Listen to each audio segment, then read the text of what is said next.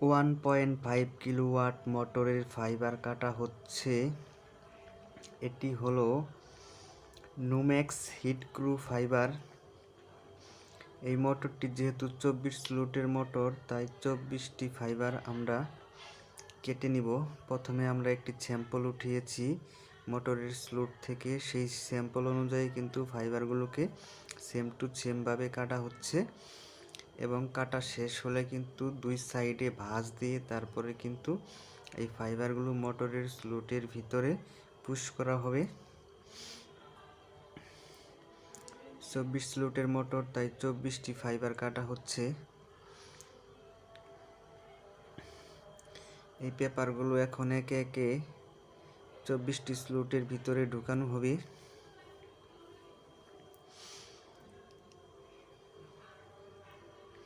এটি হলো 1400 RPM এর একটি মোটর। 21 নং তার দিয়ে কয়েল বাঁধাই করা হবে এবং প্রত্যেক কয়েলে টান দেওয়া হবে 65 টান করে। স্টার কানেকশনে চলে এই মোটরটি। ক্রেনের সাইড মোটর হিসেবে ব্যবহার করা হয়।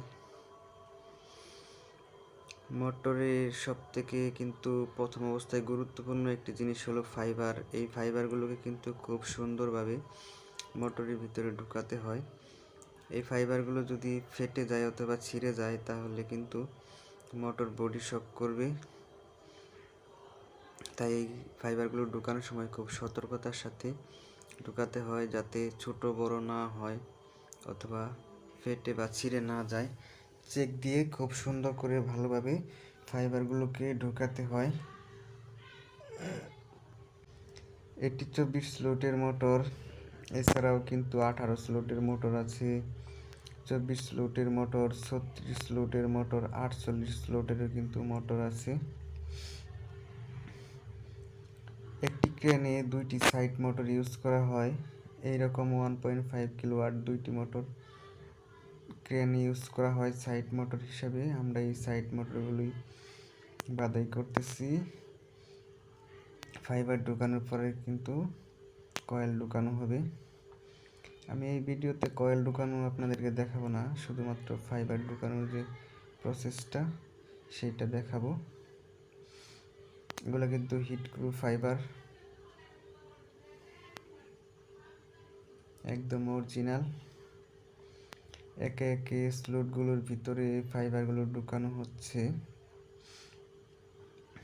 24টা স্লটে ফাইবার ঢুকবে। ফাইবার ঢুকানো প্রায় শেষের দিকে।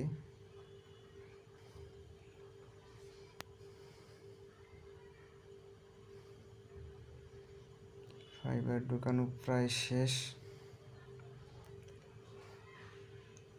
তো এই ভিডিওটি কেমন লাগলো এবং আপনারা কোন ধরনের ভিডিও চান কমেন্টে জানাবেন।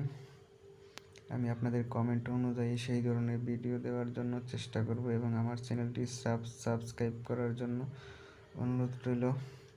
তো সবাই ভালো থাকবেন, সুস্থ থাকবেন। Good bye.